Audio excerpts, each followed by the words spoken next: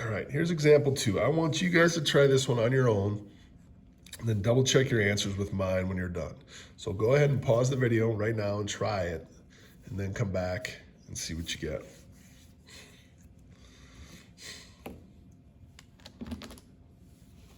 All right, here we go.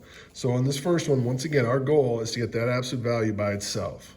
Now I threw this one a little bit different because we have a division bar this time that we haven't spent a whole lot of time with. All right, so this time I'm gonna go +5, okay? And I will get the inequality to stay the same. We'll get a 12 here. These guys will cancel, and we'll get the absolute value of 2x + 1 over 3. To get rid of dividing by 3, this time we will multiply both sides by 3. 3 times 12 is 36. And then over here, the 3 and the 3 cancel.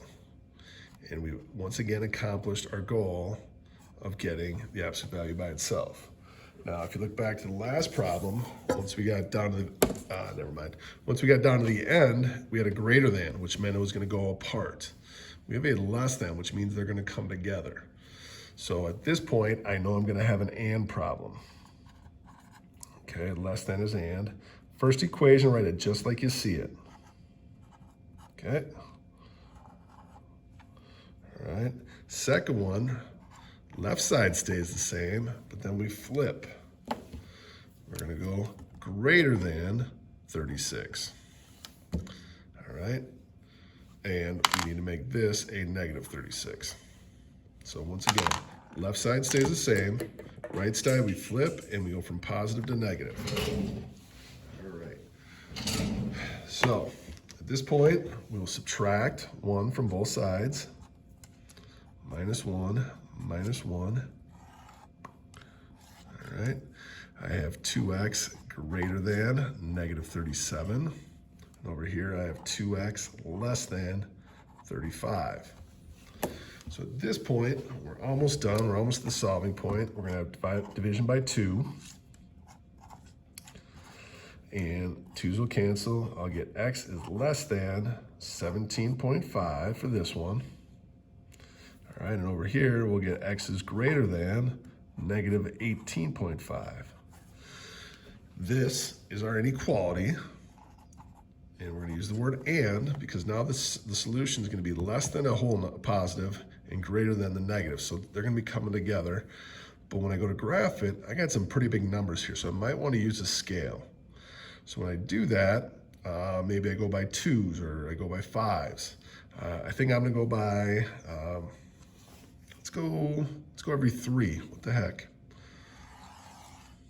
Okay. Put 0 in the middle here.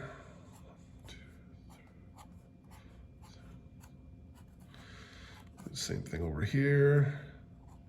In order to do this, I need to label once again, this is our inequality answer. That's an answer. I gotta label my scale, 3, 6, 9, 12, 15, 18, and so on. Now maybe over here, I space them out. I just do it a little bit different. Still works the same way. All right, so 17.5 for the positive side would be a little less than 18. Okay, and now less than says, hey, you're going to the left. Now for the 18.5, that's a little bit more than -18.5. A little beyond. And notice there's no bars on these, so they're open circles.